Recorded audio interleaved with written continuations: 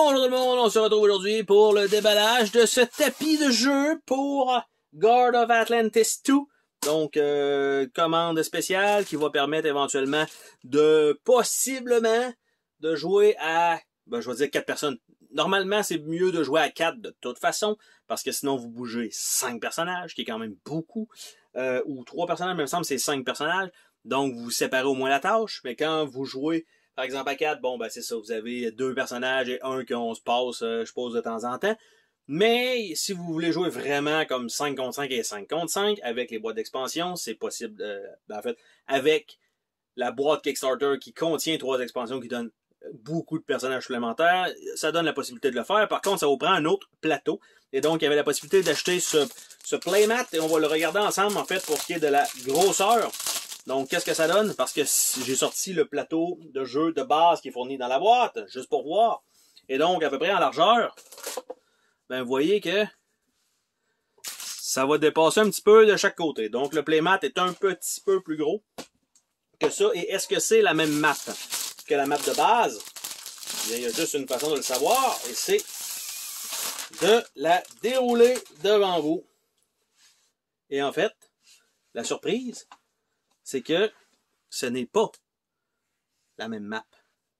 Ça ressemble à la même map. C'est la même configuration de map. Mais ce n'est pas la même map. Parce que là, je vais regarder ça comme ça, à peu près. Et, vite comme ça, si je place ça par-dessus, c'est un petit peu plus large, quand même, mais un petit peu à côté. Donc, la zone bleue est comme ça. Et non, ce n'est pas la même map. Et de l'autre côté, non plus. Donc, ce ne sont pas les mêmes maps. Donc, ce sont 4. Ça va donner 4 maps différentes, ce qui est très cool, on s'entend. C'est pas juste de prendre la map initiale et de la mettre sur le plateau de jeu. Donc, c'est bel et bien ça. La façon dont celui-là est fait, ça commence que vous avez un pivot en plein milieu qui est pas ici dans les deux cas. Et le plateau le néoprène mat, il est réversible avec une autre map qui ressemble un peu plus à celle avec le chemin dans le milieu. Mais encore là, je ne crois pas selon la configuration. Si on regarde, donc on a un plateau qui commence ici. Et dans les deux cas, il y a un seul rocher qui sépare. Contrairement à, si on prend la peine de regarder ici, c'est un rocher de 3 espaces. Donc ici, là. Donc ce sont 4 maps différentes pour donner encore plus de rejouabilité. Pour ce qui est du playmat lui-même, le tour, il est cousu, donc ça va être beaucoup plus résistant à la longue.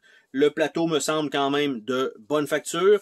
Ça ressemble un petit peu à celui que j'ai pour ma table de jeu.